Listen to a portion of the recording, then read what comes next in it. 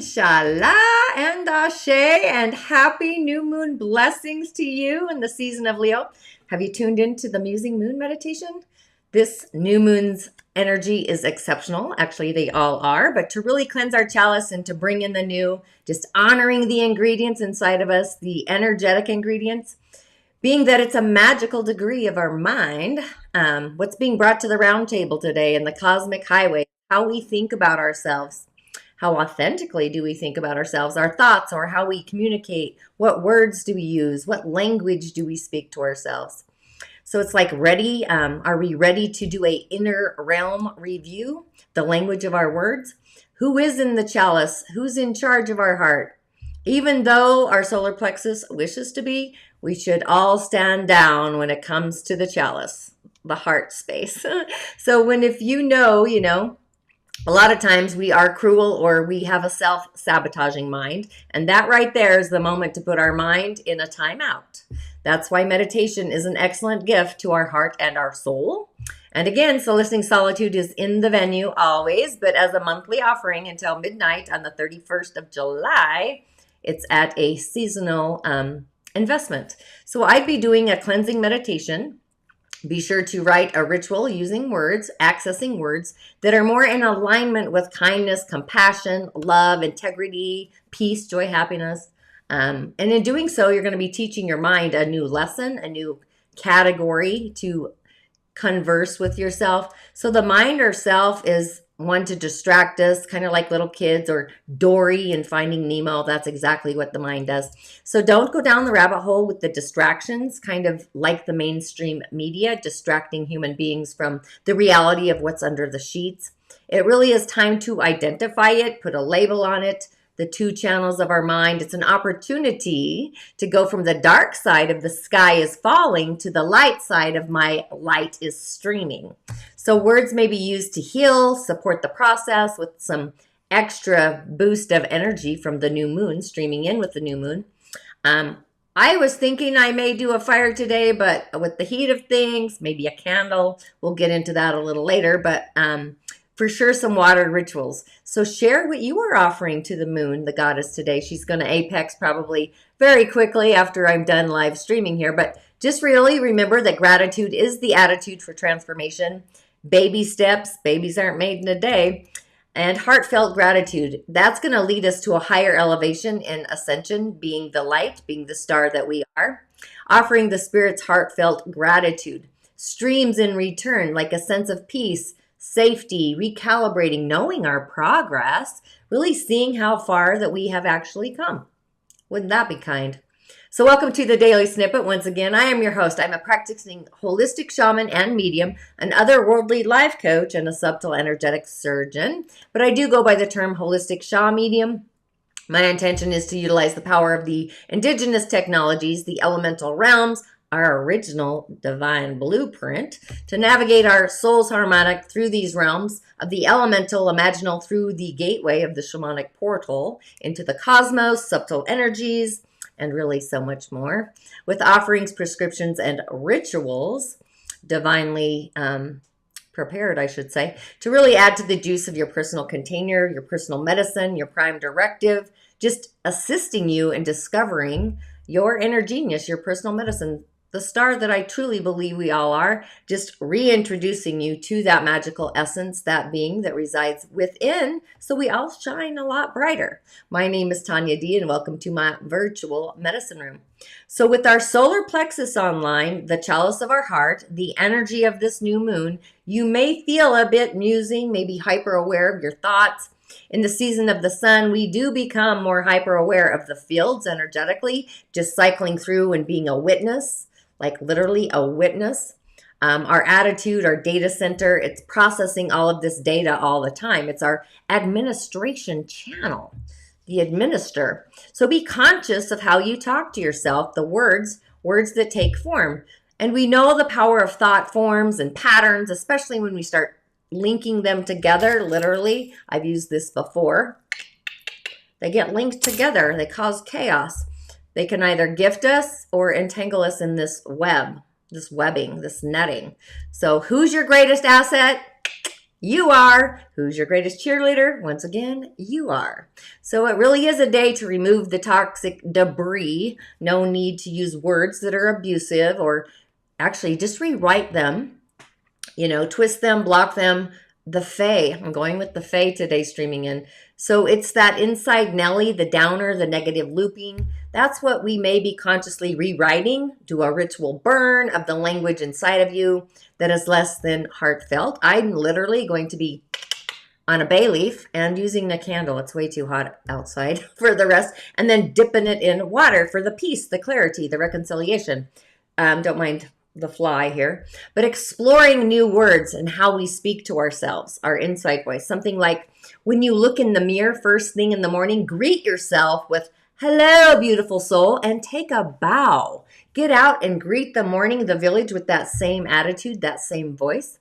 So when we begin to reestablish our inner voice, that language, and our attitude about ourselves, we're literally rewiring, rewriting a novel, our own sacred love novel to ourselves. So then we're able to begin the story from a loving, grounded foundation. Then our mind begins to curate and choreograph a new chapter that's more loving, creative, into the imaginal realm with spirit, the prime directive, and elevates our heart center to an elevated octave tone, a tonality, sound, color. I mean, it's all of it really. But there's no need to begin the editing process. Just allow for some automatic writing. So all negative sentences do need to be rewritten into positive ones. I'd be doing that as well. However, you have time, so give it some thoughtful space, if you will. And if you have yet to subscribe to my YouTube channel, please do. Authentically heartfelt. Do it if your heart's driving you there. Tanya D. And for my new subscribers, blessings. Thank you. Growing and expanding. I'm going to share the joy. And go ahead and hit the bell button so you too are notified and realize that a comment or to share gets you a message for your day to inspire you and get you inspirited on your way. And it really helps to echo out the algorithm to like-minded musers out in the galactic universe who also may muse about insights of the other world, beings that are otherworldly, the world of spirit, elemental, source, imaginal, and so much more. You can also find me on other social platforms like TikTok, Facebook, Instagram, and my Musing with Tanya D podcast, which a new one is coming out on Monday for Raziel, the season of Leo. And if your soul wishes to dive deeper into the realms of the other world, spirit, head on over to my Musing Corridor. This is my digital library in the sky. It really is a venue where you have some amazing otherworldly options, if I don't say so myself, to assist you and guide you, along with a private sacred circle, a community to utilize as well. I really am your shamanic otherworldly assistant. You truly are your own healer. Sometimes we just need somebody else to choreograph our story, help us a little bit. And a few announcements. I've shared the Musing Moon meditation, plus the rituals at hand offerings. But if you are in need of a one-on-one, a cowrie shell divination, the link is also in my show notes, to meet with your otherworldly congress, creating a custom blended prescription and ritual to address your personal symptoms of adversity, forces of adversity. They come in a variety of ways.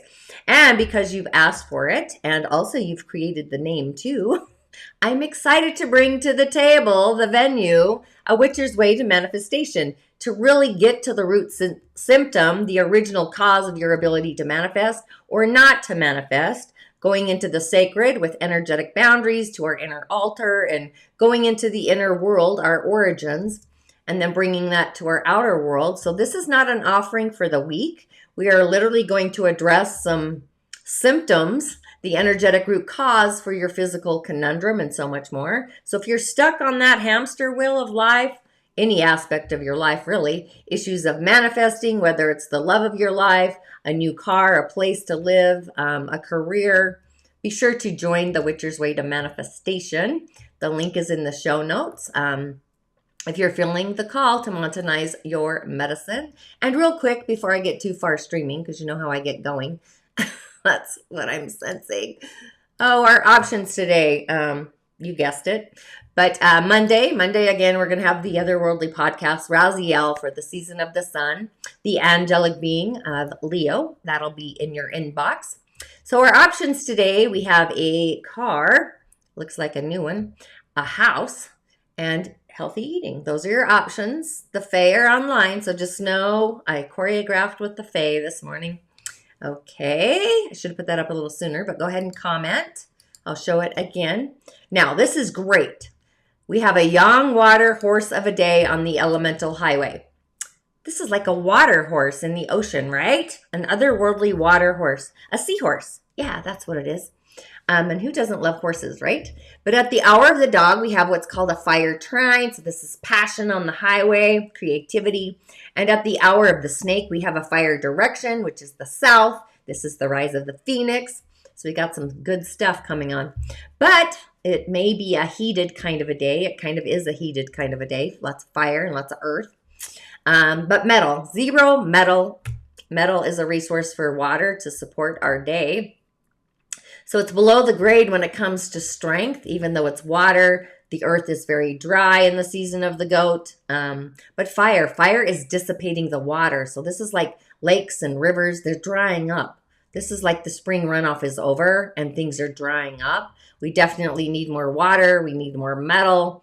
Again, that's why I'm not doing a full-on fire ritual today, even though my cauldron has been ready and waiting patiently for me. But I'm recalibrating that. I'm going to do a candle. I'm going to do a bay leaf, etc., etc. And it's coming on the horizon. So the tiger is great to break up the earth. Fire being strong and producing more of the earth. So a water ritual, and metal over water. So maybe use stones by a river, by a lake, create some standing stones. Wet earth would also be great. Call in those heavenly waters, do a ritual, crystals, do a crystal grid for water. Blessings there. But today's a day to be a friend indeed. Maybe actually do a community offering, go to a hike with some friends, go to your favorite lake or a river, a water spot. Have a conversation with nature, literally the waters of nature. Authentic friends, your social circle. And yes, I do have my meditation circle coming up. That's in the airwaves as well. Look at me, I'm getting all feisty. I can feel the energy. Okay, we've got a house, we got a sports car, or we got some healthy eating. And know that we have the Fae on today, so those are your options. So first up, ding, ding, ding, who went with the house? The house, you get the she of the crush. It's like crushing. This is a singer of the realm. Magical way to start, right? These are the great ones. Their wings span into the multiverses in all dimensions and all directions. They have a variety of names. Divas, gods, angels, dakinis, etc. They really don't really care at all what we call them, as long as we do call upon them. And their energy, their compassion is always available. They're constantly with us. All we have to do is ask them for help and be aware of the events that start to transpire. But thanking them, thanking the singers, an attitude of gratitude is also important because it completes the circuitry. It grounds their energy into the physical world so that we and others can benefit from it. It really is an attitude of gratitude. It's a gift unacknowledged, is a gift neglected and unused, and not authentically received. It's through this gratitude that we accept their song into our own beingness and into our day-to-day lives. So we open up through meditation and prayer or love to these otherworldly beings, and we allow their essence to flow through us. But the she of the crouch, I've brought this in before, this is receptive energy, it's principles, it's nurturing, it's fertility. And it's actually the same frequency of the energy of our day, the 5. I'm not even kidding. So really pay attention to those thoughts. This is the great goddess, the many named mother of all, and all goddesses are attributes and aspects of her. Nurturing thoughts, right? Nurturing thoughts. Maybe you're not having those, but her cup, it's called the crouch. It overflows with a bounty for every body, every being. She is the yin energy. She's the feminine, divine feminine. She's this yin energy of the universe, nurturing, compassion, and wise. She gives form and brings into manifestation the will and the life force of he of the fairy sword. He is the masculine divine energy. His is the intention, action, and hers is the manifest reality. So this is energy to matter, spirit creating form. So in a sense, The she of the crush is holding all the worlds within her essence, within her being. And you may see this crush as a great bull. It's a scrying tool for seeing past, present, or future potentials, but it's filled with energy instead of water, which is curious, right? Energy, water. You can't make this stuff up. But the tower of the moon above, and other aspects of nature, the natural realm, if you were to drop a pebble into this crush, this bowl, the water, these things would scatter out and become reality. It literally is like when you drop something and it goes out and it takes shape. So these are the archetypes manifesting everywhere. And she is the woman who dreams, and her dreams are the worlds and everything that is in them. She's the holder of our sorrows and all of our joys. She has this miraculous chalice that's the womb of birth. It's the cauldron of rebirth. It's the chalice of healing. This container holds these germinating seeds. So what I love about this character, this singer, is she is the body. She is the soul shrine that holds the spirit, keeps it from being lost or dissipating in a formless fog. So she is pattern and form in the abstract and in the specific, being clear, getting clarity. So within her is where we take the form, we grow, we achieve fulfillment, and we let go of that form. So we can move on to the next phase of our being, of our essence. So all of the universe, each individual particle, atom, frequency, waves, every being is cherished by her. She is the frequency key in a way. But being that she's showing up otherworldly, just like the he of the fairy sword and all of the other singers, they don't really have an otherworldly meaning as such. So she feels the universe and is available to everyone. So being otherworldly here, this speaks of her archetypal energy as being blocked or unaccepted by whoever picks this message, the house, or any other people involved in the issue. So the other message around her today is, when we begin to understand the cause of this, being that she is otherworldly, the question that we need to ask ourselves is, how may I free up this energy of acceptance and nurturing into my life and allowing it to flow through us? Kind of cool there, right? Okay, so who picked the car? You get the piper. But again, this is going to follow the message of the singer, because we got a singer on board. But this is the piper, the Pied Piper, part of the she, the people of the hills, the lords and the ladies, the old ones, the dancers, all the fae dance. I mean, they're magical, right? But the she do so to mediate the powerful energies of the singer, to bring that into manifestation throughout the world. So that cup is going to flow over, especially the piper, bringing it into this world with music. But they do this for the joy of it. They're the alchemical art of life, the dance of life. And these are the ones who create, nurture, build the worlds. So we got the she energy streaming in the singer of the realm, the lady of the crush. Super cool. But they're also available as guardians and comforters. So we possibly need this. Maybe experience a frequent miracle today. But the piper is music, it's order, harmony, seduction, and empathy. And the 24, this is us opening and accepting to receive the frequency of the singer. So a mastery of feeling where our heart belongs. How do we know? Well, we feel it. That's how we know. When we feel where we belong, we begin to open up, access, and receive and allow. It's pretty cool, actually. But the secret melody of the piper drifts through our lives, offering us a means to communicate from our heart without words. So his music kind of conveys our emotions to one another, emotions that are audible only in the listening ear of our hearts. So his approach is us, it's more gentle, it's wordless. He might send us a melody through the whispering of leaves, the rustling of grass, an annoying fly while you're going live, a song of a bird. I listen to the birds every morning. The hum of city traffic, that wouldn't be my thing. Or even a buzz on our refrigerator, the sound of a computer. So he's asking that we listen to the world around us, especially to those unspoken words of others, humans, the fairies, plants, trees, all the things. And among other things, he's offering us the ability to bring him our sorrow and our pain in the form of music so that he may help us heal all those things. So, to sing a sad song to this little fairy being, he will add it to the cleansing, the energy of cleansing and healing, if we're open to the healing. So, he's got this natural music that offers us some tranquility, peace, clarity, if we take the time to be still and to listen, meditation. The piper's music can be seductive, it can be attractive, it could be magnetic. He lures us with our own daydreams sometimes, especially if we allow the music of the piper to enthrall us into the illusion of control, especially over things that we can't control. However, if we do use this illusion, our own self-deceit, to break through into truth, that's when he has served his real purpose. So he's calling to us, asking that we listen to him, to the fae, to each other's hearts. So his piping may seem elusive, may be hard to hear, diffused, but it's very clear. It is very, very clear. And it brings us the meaning of our lives. It's a sound. It's a tonality. So working on developing more order, harmony, and beauty in your life, you might want to ask yourself that.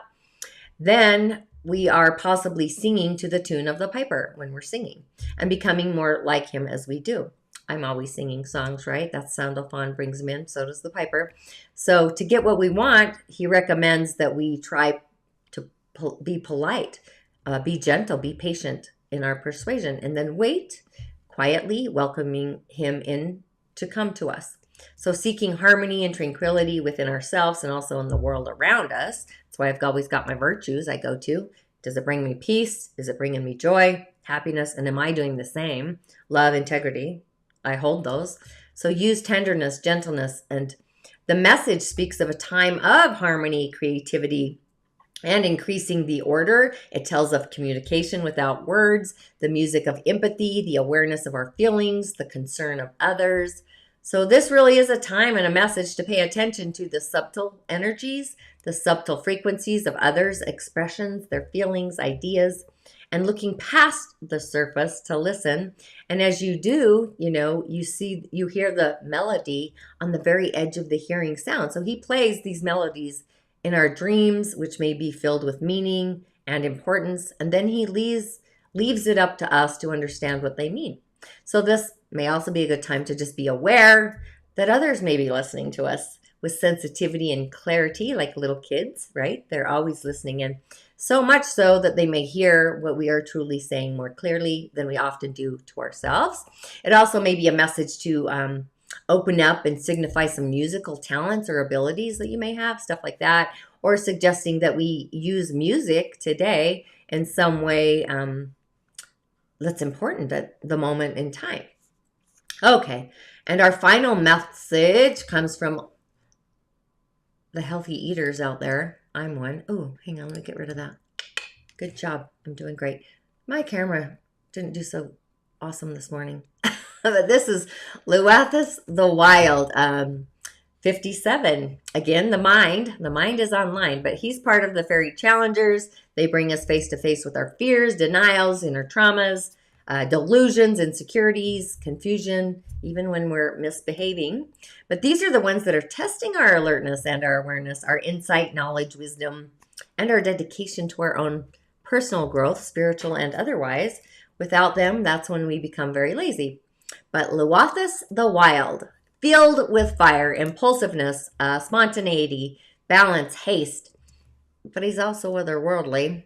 That's kind of curious. But the 57, that's the channel of our mind at play. It's like, are we listening to spirit? Are we connected to spirit? And once we become mindful and connected with spirit, it then merges into the sun and the moon.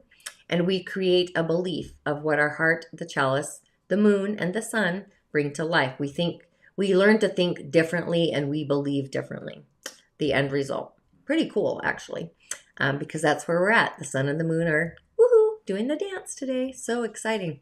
But Luathus the Wild, filled with fire. Fire is associated with the creative life force.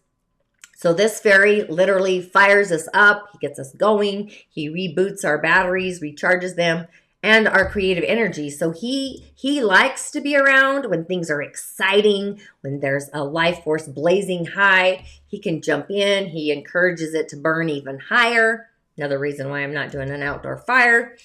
Creation, passion. This is his motto. Faster, faster, faster, quicker, quicker, quicker. Gets things burning, going. And I should name the fly today. Don't know if you can see him. But often we aren't even aware that he's there. Imagine in your mind's eye a waitress serving breakfast, for example. You might look over your shoulder as she rushes past, pauses on her toes, almost falls. Just kidding. Most people see him as a bad fairy, which isn't true. He kind of looks scary, but that's not his purpose. He just goes like Speedy Gonzales fast. And he sees what's happening. But we do have to be careful with him. He doesn't know the meaning of words like slow, stop, rest, nap, moderation, gentleness, peace. These are all the things that we need to know in order to live creatively and constructively with him. So anything else is kind of fatal, because sooner or later, probably sooner at that, the fire of his energy can be destructive as well as creative. So this is like rage, fury, anger that are all also part of the fire element. So when fire burns as well as energizes, so think of like, because I have 5 cats, just kidding, I have 4. But think of the gentle warmth of a full and sleeping kitten. That inner fire is converting milk to bone to muscle, to even like that wild friskiness, right? Or the flame of a candle lighting a wanderer's way home, right? Or the anger of a hurt soul lashing out at others, or even forest fires, an infernal forest fire that's wild, it's overpowering. So creation and destruction are intrinsically linked. And the fire that burns creates ash, which in turn turns to fertilizer, earth, right? Soil for new growth.